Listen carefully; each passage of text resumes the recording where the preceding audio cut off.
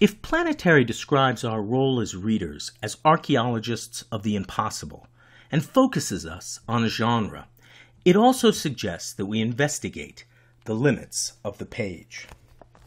The strength of recognizing the allegory within Planetary is that it expands the depth of the comic. It allows us to discover another plot within the literal plot of the story, and so trace out its meanings on a secondary level. As Planetary develops, Elijah Snow discovers a group of 4 space travelers, known as the Four, who in some strange way seem to have covered over the strange genre history of the world. We do not have to look far to find a group of 4 space travelers in comics history.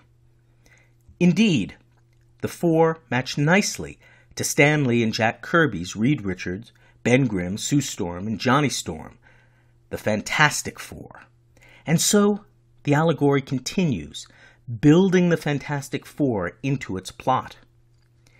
Recognizing them allows us to develop what is known as a strong reading.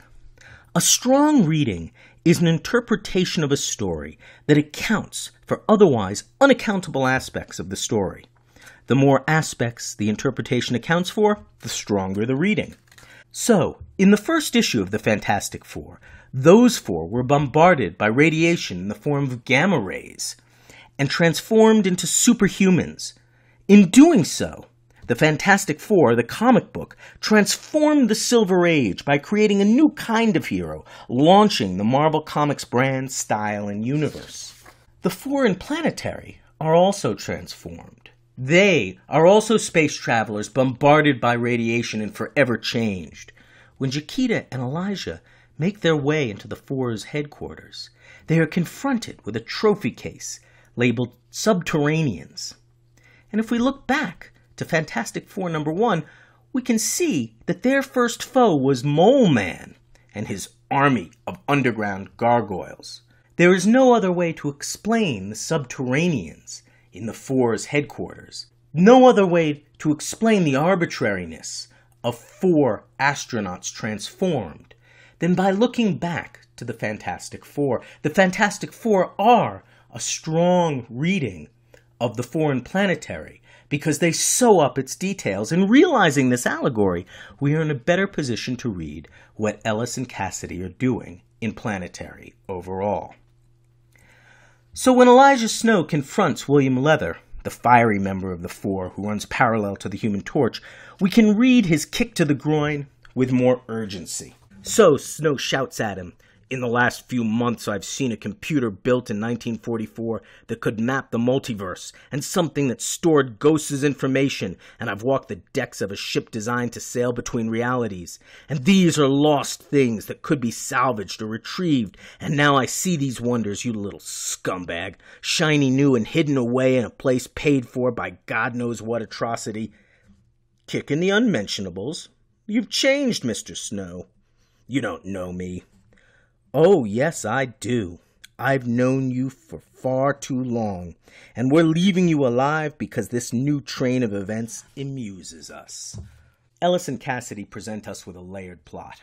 On one layer of the plot, the layer of literal stories, the 4 are the bad guys who've hidden away what Snow calls lost things, a computer built in 1944 that could map the multiverse, something that stored ghosts as information, and a ship designed to sail between realities.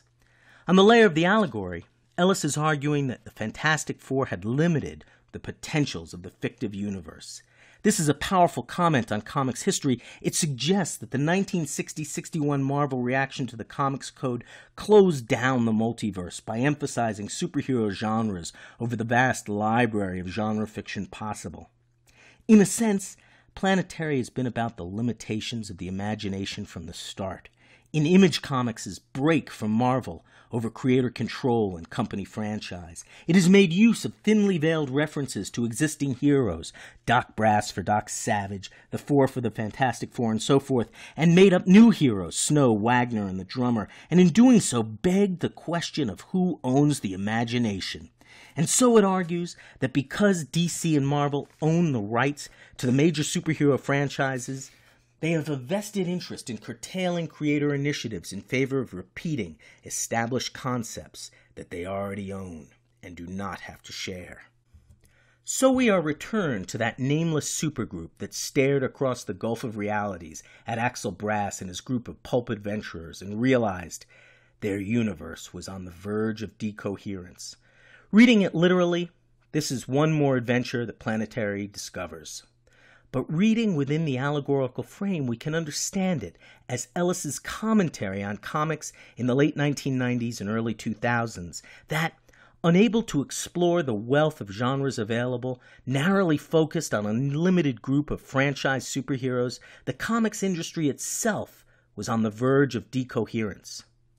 It is perhaps even more true now, a time in which DC has relaunched its entire brand as the New 52 and resorted to retelling its stories of the past over again, to using gimmicks such as lenticular covers that approximate 3 dimensions to sell its products. The point here is that as much as Planetary is a celebration of genre fiction and an argument that comics have a special relationship to all genres, to all mediums, it is also a criticism of the way popular comics are inextricably controlled by the comics industry. And so no sooner do we figure this allegory out than we see it play out in history. For in 1999, the very year Planetary came out, Jim Lee sold Wildstorm to DC Comics.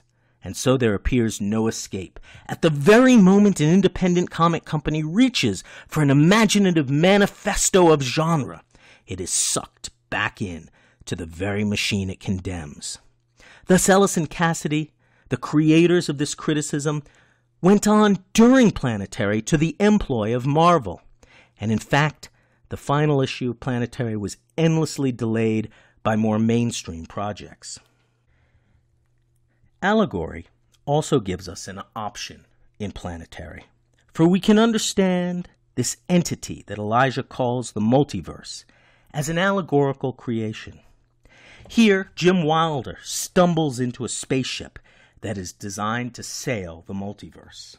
The spaceship tells him, "Your universe hangs within a structure of universes, a thing almost like a snowflake. Channels course between the countless alternative Earths, keeping them separate. This we call the bleed. I was designed to sail the bleed, a trading ship between universes. There was an accident. I crashed here. My crew died on impacting this reality. I was traveling too fast. All I could do was jettison travel stones so that rescuers could retain entry into me. But there were no rescuers. The fleet never found out where I went down." The ship tells Jim Wilder about the bleed that separates the many strange universes and many alternative Earths within Planetary. Within the story, on the literal level of science fiction, the bleed is the space between realities that keeps them distinct, and between which the ship sails.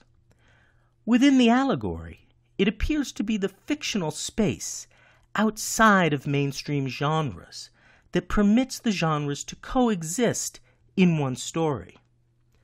But as we know, the bleed is also part of the page. It is the very edge, the part of the page trimmed off by the printer in the making of the book. Thus the allegory leads us to a third level, a level beyond the criticism of mainstream superhero comics. An allegory of the book itself. For the bleed is the space beyond the page that Cassidy uses to make his images flow. In fact, the pages of Planetary continually use the bleed through what is known as the widescreen format. Widescreen is a term coined by Warren Ellis to describe the cinematic, action-oriented storytelling method favoring splash pages and reduced mise-en-page. The widescreen style was introduced by image comic artists such as Jim Lee and Rob Liefeld, and harkens back to the energy, if not the layouts, of Jack Kirby.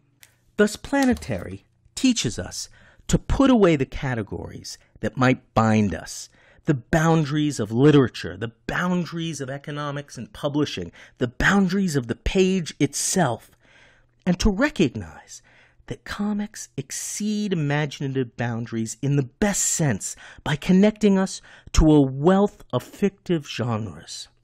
We sail the bleed in reading the comic book. We move across fictive and real universes. We move across time and place. We are archaeologists of the impossible, and the book is our spaceship, but it needs our imagination to operate.